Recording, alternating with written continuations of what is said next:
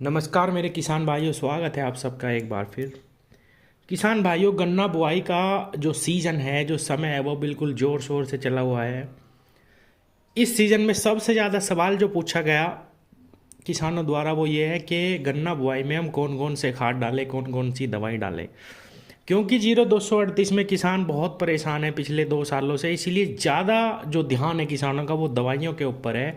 सबसे ज़्यादा जो सवाल पूछा जा रहा है वो यही है कि 0238 गन्ने में हम बुआई के समय कौन कौन सी दवाइयों का इस्तेमाल करें जिससे हमारे गन्ने में जमाव अच्छा आ जाए, हमारे जो गन्ने हैं उसमें टॉप बोरर ना लगे। बहुत बहुत सवाल पूछे जाते हैं कि किस किस दवाई का हमें इस्तेमाल करना चाहिए बुआई में। किसान भाइयों, इस बारे में मैं कम से कम 5-6 वीडियो बना चुका हूँ, लेकिन फिर भी यही लगातार किसान सवाल पूछते हैं। यहाँ तक कि मैं जो भी दवाई की वीडियो डालता हूँ, किसी भी दवाई के बारे में इंफॉर्मेशन देता हूँ कुछ भी, तो उसके लास्ट में भी मैं किसान वाली बात बताता हूँ कि भाई हमें इस दवाई का और अन्य दवाइयों का इस्तेमाल भी किस प्रकार करना चाहिए। लेकिन फिर भी किसान भाई ज़्यादा से ज़्यादा दवाइयाँ डालना चाह रहे, उनके मन में ये है कि हम ज़्यादा दवाइयों का इस्तेमाल करेंगे तो हमारा 0238 गन्ना बच जाएगा।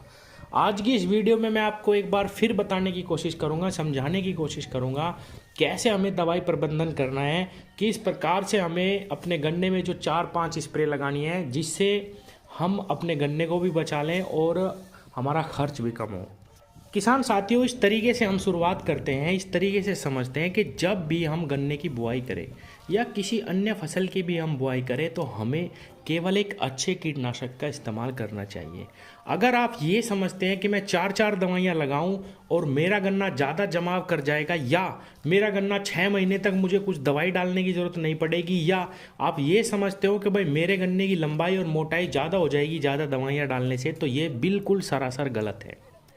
किसान साथियों, दवाई केवल ये काम करती है कि जब हम अपने गन्ने को ज़मीन में दबा देते हैं 1 महीने के लिए, तब तक हमारे गन्ने टुकड़ों को प्रोटेक्शन मिल सके, हमारे जो गन्ने टुकड़ों की आंखें हैं वो ख़राब ना हो किसी कीट के कारण, किसी रोग के कारण, जिससे हमारा सारा का सारा गन्ना जमाव कर जाए।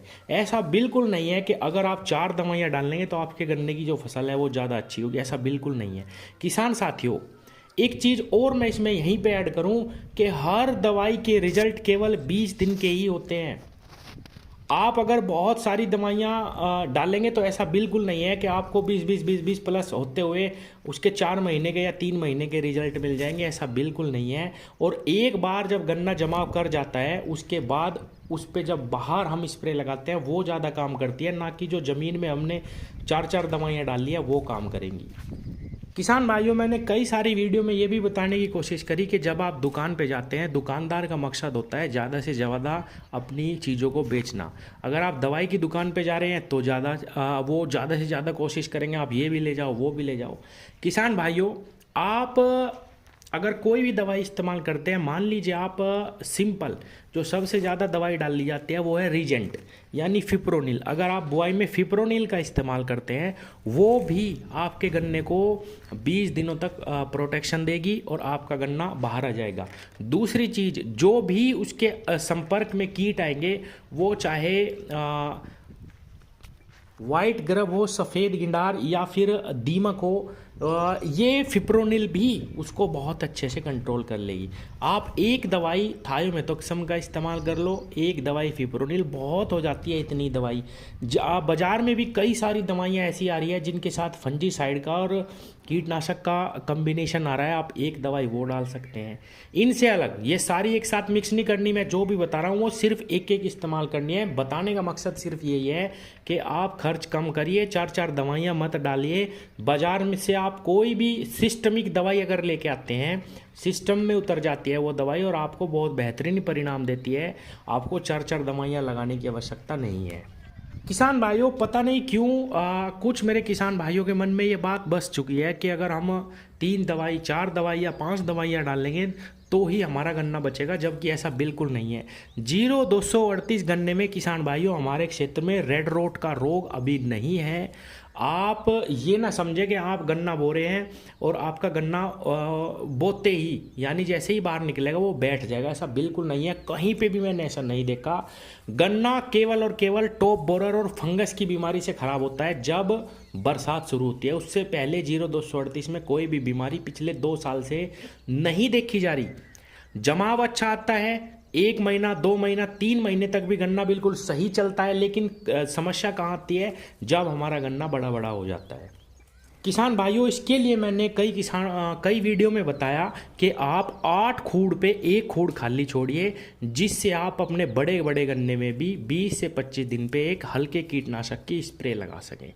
किसान साथियों, हर 20 से 25 दिन पे आपको 400 से 500 रुपये जो 50 ml दवाई कोई भी मिल जाए, आपको हमला मिल जाए, प्रोफेनाफॉस मिल जाए, आपको मार्शल मिल जाए जिसके अंदर कार्बोसल्फान नामक जो टेक्निकल आता है, या आप कोई भी बाजार से दवाई ला सकते हैं, सिस्टमिक दवाई। किसान साथियों, आप वो लीजिए और स्प्रे कर दीजिए।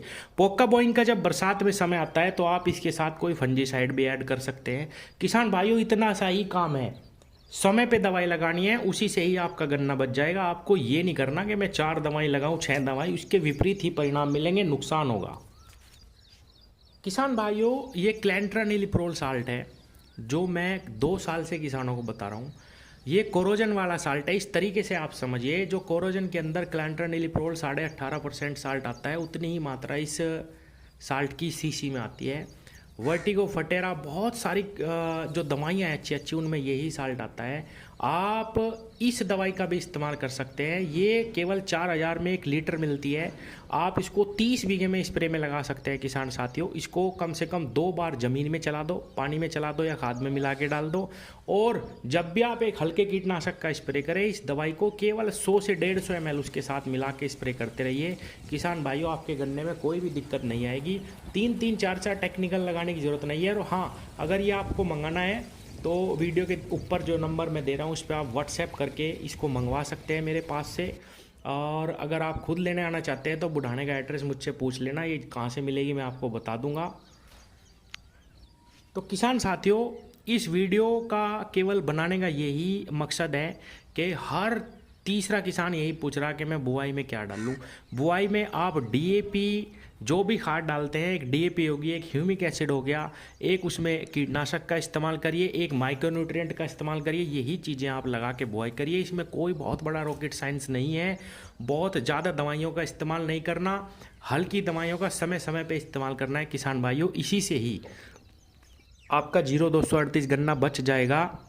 ऐसा बिल्कुल नहीं है कि बहुत ज़्यादा इसमें रेड रोट आ गया, भाई ये तो उगते ही ख़राब हो रहा है, ऐसा बिल्कुल नहीं है। आप पिछले वर्ष देख लो, उससे पिछले वर्ष देख लो, गन्ना केवल बरसात के बाद ही समाप्त होता है। एक चीज़ और मैं बता दूं कि जो हमारी ये तितली सी उड़ती है जिससे ये टॉप बोरर का रोग फैलता है, इसकी कम से कम 5-6 पीढ़ियाँ आ रही हैं। पिछले वर्ष भी आई और इस साल अभी से ही दिखाई देने लगी हैं। तो अपने गन्ने पे जो है प्रोटेक्शन देना शुरू कर दो। ये दवाई जो मैंने बताई, ये ज़मीन में चला दो पेड्डी गन्ने में। किसान भाइयों, पेड्डी का रोग निकालना बहुत मुश्किल है अगर एक बार घुस जाए, तो ये दवाई इस्तेमाल कर लो। या अगर आप और भी चाहें तो और भी दवाइयाँ इस्तेमाल करिए। किसान भाइयों, समय समय पे रोग आने से पहले दवाइयों का इस्तेमाल करते रहें। धन्यवाद।